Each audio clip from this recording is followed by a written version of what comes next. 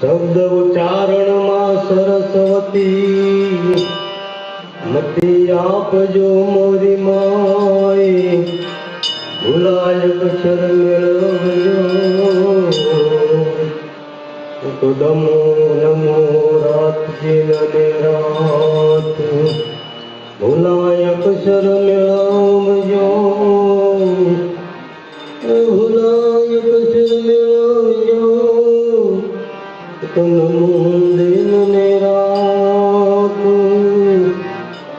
गुरु बिन कुछ उगे नहीं, गुरु बिन कुछ उगे नहीं, धरती मुक्ति का मोल रवि कहे पत्थर बोया खेत में वाह में नहीं फाल के फूल तोली के सागर में टोन तोली के सागर में टोन रतन तनाता जाई कर्म हीणा मानवी यहाँ संकले मुठे उभराई कर्म हीणा मानवी यहाँ तो संकले मुठे उभराई तोड़ी के रफाटो ने रमन गई लजानो रोई मोरे हाथ आवा साधु ने केम मोड़ा मलिए तो भले जाए सरगापुर नो साथ।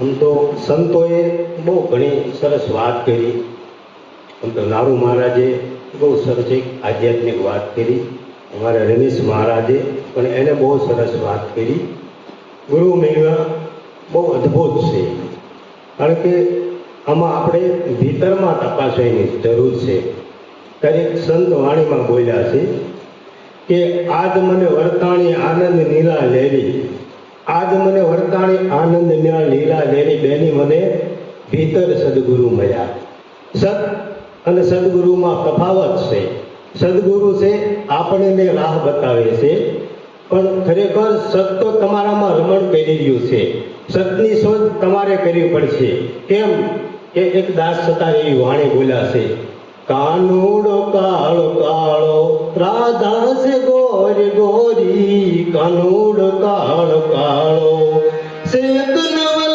किशोरी सेक नवल किशोरी कानूड़ो कालो कालो। एक बात आध्यात्मिक जगतनी से एक बात भौतिकनी से तो खरेखर ईश्वरનું પ્રેમ સ્વરૂપ ઓળખવું તો કઈ રીતના ઓળખવું કઈ રીતના આપણે એને અનુભવ કરવો અનુભવ એટલે ખરેખર અનુભવમાં અદ્વૈત અને દ્વૈત ભાવ કારણ કે અદ્વૈત વસ્તુ છે એ નિરંજન નિરાકાર છે પણ દ્વૈત છે એક આ સવારામાં આવો સંયમર સદગુરુજીના દેશમાં અને પરણે કાંઈ શબ્દને સુરતાનાર જો આ શબ્દ ખરેખર સુરતા શબ્દમાં રાખજો કારણ કે આ અદ્ભુત આ સંતોના એકદમ ફૂટી ફૂટી અને જે શબ્દ રૂપે જે વાણી પ્રગટ કરી એ સંતોએ અનુભવ પ્રગટ કર્યો છે કે આવો સ્વયંવર આ સદગુરુજીના દેશમાં કારણ કે આપણે સદગુરુ મહારાજના ચરણે જાય છીએ ત્યારે ખરેખર આ સવારામ બાપર આપણને એક શબ્દ મારે આવો સંયમ એટલે સંયમ એટલે પોતે આમાં સંયમવર રચવાનો છે આ આપણી જે આ નગરી રહી એમાં સંયમવર રચવાનો છે અને ખરેખર વસ્તુ જીવ અને આત્મા આમાં જમણ કરી રહ્યો છે જીવ એક આપણો ભાવ છે એ આપણે અજ્ઞાન અવસ્થા બોલાય છે પણ ખરેખર આપણને જ્યારે સદગુરુ મહારાજને ચરણે ગયા હોય ત્યારે આપણને જ્યારે અનુભૂતિ થાય અનુભૂતિ એટલે સંયમની ઓળખાણ થાય તારા એ સતાર સાહેબ એક વાણીમાં કહે હૃદયમાં જો તપાસીને સુપાય લોક જાનો છે આ લઈ લે જ્ઞાન સદગુરુ તીરેનો ભેદ સાનો છે તો ખરેખર આપણે તો સદગુરુ મહારાજના ચરણે ગયા પછી આપણે ભેદ તો જાણી લીધો છે પણ આપણે આપણને આપણી અનુભૂતિ થઈ એનું કાંઈક તો પ્રમાણ હોવું જોઈએ ને, કાંઈક પ્રમાણ હોવું જોઈએ. પ્રમાણ વગરની વાત કોઈ દિવસ સંત સ્વીકારતા નથી. કારણ કે પ્રમાણ વગરની કોઈ જગ્યાએ તો આપણે ખરેખર ડૉક્ટર બનવું હોય તો આપણે કંઈ ગમે તેટલો કદાચ અભ્યાસ કર્યો હોય પણ જ્યાં સુધી સરકારનું આપણને પ્રમાણપત્ર ન મળે ત્યાં સુધી આપણે ડૉક્ટર બની શકતા નથી. આ સરકાર સાહેબ આપણને એક વાણીમાં એવું સરસ એક આપણને અનુભવ કરવા માટેની વાણી બોલે છે, જબ આંખ મિલી દિલ ખોને લગા. જબ આંખ મિલી, જ્યારે સતાર સાહેબ પરિભ્રમણ કરતા હતા, કારણ કે એ પોતે કવિ હતા, એની દ્રષ્ટિ પડે, દ્રષ્ટિમાંથી ગમે ત્યાંથી એને ભજન બનાવી દેતા. પણ જ્યારે એક જગ્યાએ ભજનમાં ગયા ત્યારે એને પ્રશ્ન કર્યો કે તમે આ ભજન તો બહુ બોલો છો પણ કાંઈ તમારો અનુભવ કરો. પછી એને એક વાણી બોલ્યા છે પ્રેમ સર્વવ્યાપી વહેમી જનો સુજાણીએ. આ પ્રેમ છે, પ્રેમ છે ઈશ્વરનું સ્વરૂપ છે, એ સર્વવ્યાપી છે. એટલે વ્યાપ એટલે એની કોઈ દિવસ એની સીમા ન આવે, અસીમ આવે. કારણ કે એને કહેવામાં આવે છે અનંત. અનંત એવું છે, અનંતનો અંત લાવી દે સંત. પણ એ કઈ રીતના?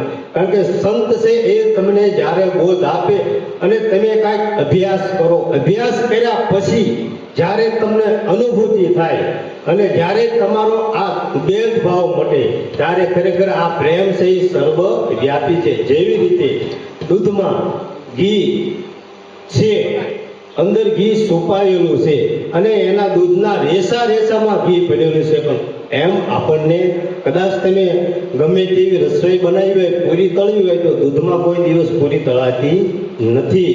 એનું મંથન કરવું પડે. કારણ કે મંથન કર્યા વગરની કોઈ કે તારે એક વાણી બોલ્યા આપણે દાદા મેકર, આજ માર મેના રે બોલે રે દૂધ ને આંગ રે, આજ માર મોરલિયો બનાવે ગઢને આંગ રે. તો ખરેખર મેના અને મોરલિયો બોલાય છે બે, સ્ત્રી અને પુરુષ બોલાય છે બે, પણ ખરેખર વસ્તુ એક જ છે, એકની જ વાત થાય છે. હર કોઈ સંત હોય કોઈ દિવસ બેની વાત કરતા નથી, પણ ખરેખર વસ્તુ વગર કોઈ દિવસ સમજાતું નથી. આપણે અહીં નીચે છીએ ને આપણે ઉપરની વાતો કરવી છે, અનુભૂતિ સિવાય કોઈ દિવસ વાત કરાતી નથી. જેટલું બોલો એટલે બુદ્ધિથી તર્ક કરી શકાય છે, બોલાય છે, અને અનુભવ કરવો એક આખી વસ્તુ જુદી છે. તારે આ એક વાણી બોલ્યા, બેની પીડીઓ છોડી હું તો ચાલી સાસરીએ. કારણ કે જ્યારે સુરતા એના પીયુને મળવા જાય છે, આ એક શબ્દ માર્યો, પીડીઓ છોડી હું તો ચાલી સાસરીએ. શું કામ? કારણ કે એને જ્યારે સુરતા એટલી બધી એને તીવ્ર વિરહ જાગે છે. જે રીતના મીરાબાઈને વિરહ જાગ્યો ને કે મારે કે મળવું છે, મારે ગિરધર ગોપાલને મળવું છે. પણ એક એમની માસીએ એક યુક્તિ કરી કે મીરા તું ખરેખર આ પથ્થરની, જો કોઈ આપણે ખંડન કરતા નથી, જળ ચેતન એક વસ્તુ બોલાય છે પણ ખરેખર જળ ચેતન એવું કાંઈ છે જ નહીં. એ તો ખાલી બોલાય છે. જળ છે તો ચેતન છે, ચેતન છે તો જળ છે. બે વસ્તુ જુદી નથી, બોલવામાં બે છે પણ છે એક. આ જળ છે તો ચેતન છે અને ચેતન છે તો જળ છે.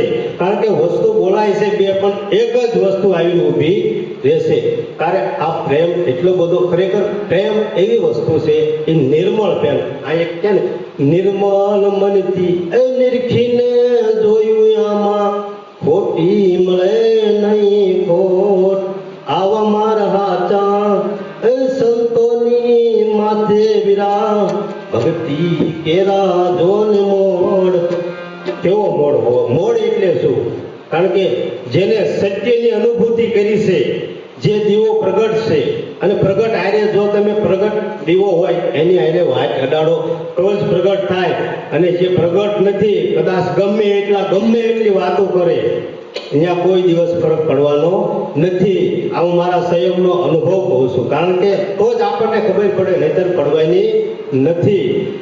કે બેની મને ભીતર સદગુરુ મળ્યા. ભીતર એટલે આપણે ખરેખર અંતરદ્રષ્ટિ કરવી પડે. એને આપણે અંતરચક્ષુ કહેવામાં. અંતરદ્રષ્ટિ શું કામ કરવી પડે? કારણ કે આપણું અંતસ્કરણ મલિન છે. મલિન અંતસ્કરણ હોય ત્યાં સુધી આપણને અનુભૂતિ થતી નથી. કારણ કે આપણું મન તો એકદમ મલિન, પછી બુદ્ધિ આપણે એથી મલિન છે, અને ચિત્ત પાછું એથી મલિન છે, અને ચિત્તને પાછો ટેકો, ચિત્તને ચિંતન તો ખરેખર કરવું જ છે, પણ ચિત્તને અહંકાર કોઈ દિવસ આગળ જવા દેતો નથી. કારણ કે ચિંતન કર્યા વગરને કોઈ દિવસ તમે ગમે તે એટલું ભજન સાંભળો અને ગાઓ, પણ ખરેખર એનું મનોમંથન કરવું બહુ જરૂરી છે. તેવી રીતે એક માર્કંડ ઋષિ એક વાણી બોલ્યા છે કે ગુરુજી મારા મહામંત્રનો મોટો મહિમા વખાણું એને બ્રહ્મના ભેદમાં. કે ખરેખર માર્કંડ ઋષિ એક વાણી એવી સરસ બોલ્યા, ગુરુજી કોઈ વ્યક્તિ નથી, કોઈ દેહ નથી, એ તત્વ છે, અને તત્વ સર્વવ્યાપક છે. કારણ કે ગુરુ કો કે બ્રહ્મા કો કે વિષ્ણુ કો કે શંકર કો કોઈ પણ વસ્તુમાં ખરેખર રમણ કરતું એક તત્વ છે, અને તત્વ જગત સમગ્ર બ્રહ્માંડમાં વ્યાપ્ત છે. તો આવા તો જ્યારે કૃષ્ણ ભગવાન ગીતાનો ઉપદેશ કૃષ્ણને આપતા હોય છે ત્યારે ખરેખર અર્જુન પૂછે છે કે હે પ્રભુ, તમે એમ કહો છો કે હું આવા અનંતો બ્રહ્માંડ ધારણ કરી રહ્યો છે, તો ખરેખર દેહથી કોઈ દિવસ કોઈ ધારણ કરી શકે નહીં. પણ એને તો તત્વની વાત કરી હતી. કારણ કે જે પરમ તત્વ આત્મા છે તો પરમાત્મા છે, અને પરમાત્મા છે તો આત્મા છે. બોલાય છે ખરેખર બે વસ્તુ, બોલી બે સુરતા અને શબ્દ, એ જ રીતે બે વસ્તુ બોલાય છે, પણ વસ્તુ ખરેખર એક જ છે. એકને એક ખરેખર તમારે અનુભૂતિ કરવી હોય તો કેમ છે પરમાત્મા, કેવો છે, કેમ છે. અહીં રવિરામ સાહેબ એક વાણીમાં એવું જરાક શાન કરે છે કે અણુથી સૂક્ષ્મ, પૃથ્વીથી સૂક્ષ્મ અણુ, અણુથી સૂક્ષ્મ પરમાણુ, પરમાણુનું સૂક્ષ્મ ઈશ્વર, ઈશ્વરથી સૂક્ષ્મ આત્મા, આત્માથી સૂક્ષ્મ પરમાત્મા. આટલી તો વસ્તુ સૂક્ષ્મ છે. સૂક્ષ્મ હનુમાનજી કહે ને, સૂક્ષ્મ રૂપ ધરી લંકા જરાવા, સૂક્ષ્મ રૂપ ધરી. તો આપણે કાંઈક એવું ઝીણું તો થવું જ પડશે ને, કે મોટું ને મોટું રહેવું છે. સૂક્ષ્મ એટલે ખરેખર આપણી બુદ્ધિ સૂક્ષ્મ થશો તો જ તમને કાંઈક અનુભૂતિ થશે, નહીતર અનુભૂતિ થશે. અને કેમ કે હેજી ગુરુજી મારા આ મહા એટલે મોટું એટલે વ્યાપક. ગુરુજી મારા મહામંત્રનો મોટો મહિમા, મોટો કેનો છે? એક પરમ તત્વનો આ મોટો મહિમા છે.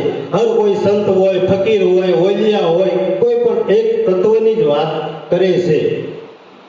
જેના ઋષિ મુનિ જપતા જાપ હરી નથી તાર વેદમાં. પણ ખરેખર એવું કેમ કીધું? કારણ કે હું આથી જેટલા શબ્દ ફેંકું એટલા, જો આત્મા બોલીશ તો બે અક્ષર થશે, પરમાત્મા બોલીશ તો અક્ષર થશે. એટલે વેદ કોઈ કાગળની વસ્તુ નથી. વેદ એટલે જ્ઞાન છે. જ્ઞાન એ તમારું સ્વરૂપ છે, અને સ્વરૂપને સમજવા માટે અહીંયા આપણે વેદની રચના થઈ. અને હરેક વેદનો એક એમાં અર્થ છુપાયેલો છે. પ્રજ્ઞાનમ બ્રહ્મ એટલે ખરેખર એ પ્રજ્ઞા, બુદ્ધિ, આપણી બુદ્ધિ. હમણે રમેશ મહારાજ બોલ્યા ને, એક આપણી બુદ્ધિ છે, એક કુબુદ્ધિ, એક મેઘા બુદ્ધિ અને એક વિષય બુદ્ધિ. જ્યાં સુધી આપણી પ્રજ્ઞા બુદ્ધિ ન થાય એટલે આપણી ઈક્ષણ શક્તિ હોવી જોઈએ, એવી આપણામાં એવી જિજ્ઞાસા, તીવ્રતા હોવી જોઈએ. મારે સંયમને, અહીં સવારામ બાબા બોલ્યા કે આવો સંયમ નો વર સદગુરુના દેશમાં. બોલે તો આપણને ગુરુ મહારાજ ઉપદેશ આપે છે, પણ ખરેખર પછી ઓળખવાનો પોતાને જ છે. કોઈ દિવસ ગુરુ આપણને રસ્તો છે તે હાલવું પડે આપણે. કારણ આ ઋષિઓને શેનો જાપ જપતા હતા? આ વસ્તુનો જ જાપ હતા, પરમ તત્વનો. તો એ જાપ, કોઈ તત્વ કીધું, કોઈ આત્મા કીધો, કોઈ પરમાત્મા કીધું. અરે કૃષ્ણ બોલ્યા, રામ બોલ્યા, અરે પ્રભુ ચૈતન્ય મહાપ્રભુ જેવા બોલ્યા, અરે રાજસ્થાનમાં ધના ઝાડ જેવા થઈ ગયા. અરે તમે હરેક જગ્યાએ જાઓ, સંતના તમે કોઈ દિવસ જીવન ચરિત્ર વાંચો, કોઈ એવો કોઈ રચિત એવા કોઈ આપણા શાસ્ત્રોનો અભ્યાસ કરો તો તમને એમાં વસ્તુ અદ્ભુત જ્ઞાન ભરેલું છે, પણ એમાંથી આપણે શું મેળવવું છે એ પોતાની જિજ્ઞાસા હોવી જોઈએ. એ હરી નથી ચાર વેદમાં, તો ખરેખર વેદ તો નેતિ બોલીને ઊભા રહી ગયા છે. અહમ બ્રહ્માસ્મિ ત્યારે એમ બોલ્યા, જ્યારે એને પરિપક્વ, કારણ કે એક છે પરા પ્રકૃતિ અને એક અપરા પ્રકૃતિ. પરા પ્રકૃતિ છે એ જળ વસ્તુ ગણાય, અપરા પ્રકૃતિ ચેતન. આ બોલાય છે બે જ વસ્તુ આવશે, તમે ગમે ત્યાં હશો બે આવશે, પણ છેલ્લે એકની જ વાત થશે. બેની કોઈ દિવસ વાત કોઈ સંત નહીં કરે જ્યાં સુધી તમારામાં નહીં, તમારી પોતાની આત્મ અનુભૂતિ નહીં થાય ત્યાં સુધી તમને દ્વૈત ભાવ લાગશે અને લાગશે. તેમાં બોલ્યા ને આદિગુરુ શંકરાચાર્ય, બ્રહ્માનંદમ પરમ સુખદમ કેવલમ જ્ઞાન મૂર્તિ. દ્વંદ્વ એટલે આમ દ્વંદ્વનો મતલબ થાય વ્યાપક. દ્વંદ્વાતીતમ ગગન સદસમ તત્વ મસ્યાદિ લક્ષમ. એમનું લક્ષ્ય ક્યાં હતું? આ તત્વની જે વાત કરે છે ને, એકમ નિત્યમ વિમલમ એટલે વ્યાપક, વિમલમ એકમ નિત્યમ વિમલમ. સર્વાધી સાક્ષી કોણ છે? તો તમે ખરેખર જાગ્રત, સ્વપ્ન, સુષુપ્તિ અને તુર્યા ચારના સાક્ષી તમે છો અને તમે છો. આ ચારને ખરેખર જાણવા વાળા તમે છો. અને તુર્યા તીત એટલે તે તમે છો. આ સંતો તમને એ જ વાણી કહેવા માંગે છે. અસલ યુગમાં નહોતો આધાર, ને 50 કરોડમાં પાણી. તો ખરેખર અસલ શું વસ્તુ છે? આ જગતમાં જેટલી વસ્તુ દેખાઈ રહી છે ચર્મ ચક્ષુથી, એ ખરેખર અસલ નથી, એ તો બધી નકલ છે. કોઈ દિવસ વસ્તુ હોય ને અસલની નકલ થાય, પણ ખરેખર નકલની કોઈ દિવસ અસલ વસ્તુ થતી નથી. આ એક સંતો આપણને સમજાય, અસલની છે નકલ થાય, પણ નકલની કોઈ દિવસ અસલ થતી નથી. આ એકની જ આપણને વાત કરી છે. તો અસલ વસ્તુ શું છે? પરમ તત્વ, પરમાત્મા. જે તમારો આત્મા સ્વરૂપ છે એ અસલ છે અને એ જ છે, બીજું કાંઈ છે નહીં. પણ આ તો કોઈ એવા મહાપુરુષ, કોઈ સંતોની જે અનુભવ છે, જે એને વાણીમાં અનુભવ રહેલો છે. અને ખરેખર આ કોઈ વેદ છે, પુરાણ છે, કોઈને ટાઈમ હોય ન હોય, એને આપણને સમજવા માટે એક એની અનુભૂતિ વાણી રૂપે આપણે દેહાની ભાષામાં આ પ્રગટ કરી છે. કારણ કે આપણને સંસ્કૃત આવડવાનું નથી, કારણ કે આપણે ભણેલા નથી, આપણને હિન્દી આવડવાનું નથી, એટલે આપણને દેહાની ભાષામાં સંતોએ સરસ એક બહુ અદ્ભુત આધ્યાત્મિક વાણી આવી ખરેખર પ્રગટ કરી છે.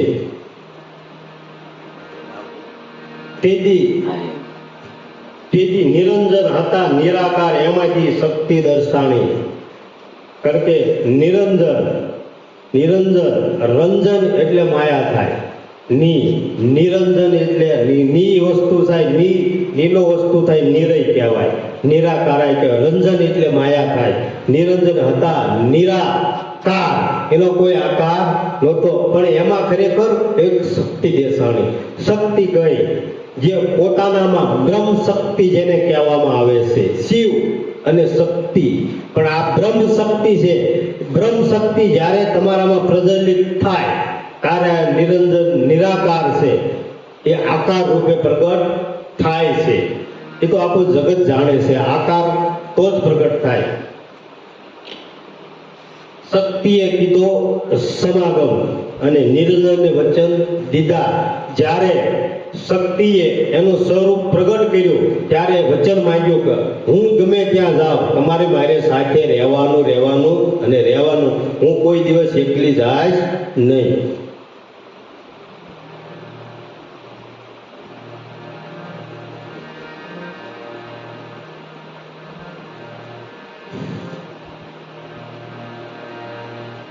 પાંચે મળીને કર્યો આરાધ, શક્તિએ પ્રમોદ દીધો. 5 ખરેખર એમાં 5 તો તમોગુણ, રજોગુણ અને સતોગુણ, અને શિવ અને શક્તિ આ પાંચે મળી અને આરાધ કર્યો તારે એક એમાં શક્તિએ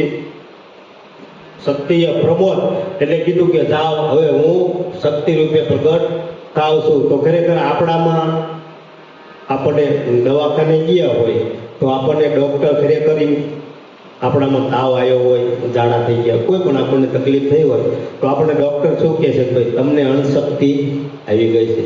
શક્તિ કોઈ દિવસ બહારથી આવતી નથી. પોતાની શક્તિ હોય ને, આપણે જીવ ભાવમાં પડ્યા છે એટલે આપણને મને આ થયું, મને આ થાય, મને. તમે વિચાર કરો, એક સંત પ્રેમાનંદ મહારાજ છે રાધા વલ્લભ સંપ્રદાયના, તો એવા ડૉક્ટરે એને કીધેલું એની 2 કિડની ફેલ છે, 2 કિડની ફેલ. તો ડૉક્ટરે કીધું મહારાજ તમે જીવો તો કદાચ 5 વર્ષ જીવો લાંબુ, 1 દિવસ 2 દિવસે 3 દિવસે ડાયાલિસિસ ફરજિયાત કરવું પડે. એને કેટલો પોતાને આમ આત્મવિશ્વાસ ને કેટલો પોતાને આમ પોતાના આત્મા પર દર્દ નિશ્ચય કે 18 વર્ષથી હજુ આમ સંત પ્રવચન કરતા હોય તો સિંહ કેમ તાળ મારે દહાડ મારે એવી પ્રવચન કરતા હોય.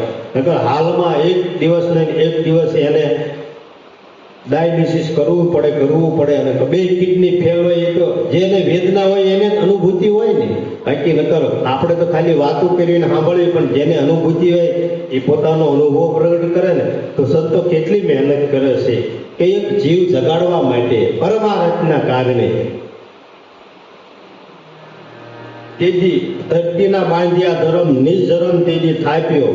તો ખરેખર આ વચન વસ્તુ એવી છે, જે વચન જ્યારે સૃષ્ટિની રચના કરી, જ્યારે પિંડની રચના થઈ, બહુ હાઈ લેવલના તો માર્કંડ ઋષિની વાણી છે. માર્કંડ ઋષિ એટલે બહુ, કારણ કે પાંડવો જેવા જો એના ચરણે ગયા હોય અને બહુ કૃષ્ણ ભગવાને કીધું હોય તમારે એવું કાંઈક પોતાને સમજવું હોય, તમને ઓળખવા હોય તો તમે એક મહાપુરુષ મહાઋષિ માર્કંડ ઋષિના ચરણે જાઓ અને પછી હું તમને આગળની વાત બધી કહીશ. તો ખરેખર કેવા સંત હોય છે, કેવું એનો આમ અભ્યાસ કેવો હોય છે, કેવી એને ભક્તિ કરી છે ખરેખર. તો આ સંતો કેટલી મહેનત કરી રહ્યા છે, એના શબ્દોને આપણે તોલ કરવો પડે, કારણ કે એના શબ્દ રહ્યા એ ખરેખર બ્રહ્મ સ્વરૂપ છે. બ્રહ્મ સ્વરૂપ જો તમે ગ્રહણ તમારે ખાલી સુરતા નિશાન ઉપર રાખવાની છે. આટલી વાણી બોલી, મારે વાણીને વિરામ આપું છું. જો કદાચ મારાથી કંઈ એવો શબ્દ બોલી ગયો હોય તો મને નાનો જાણી અને માફ કરજે. બોલીએ સદગુરુ મહારાજ કી જય.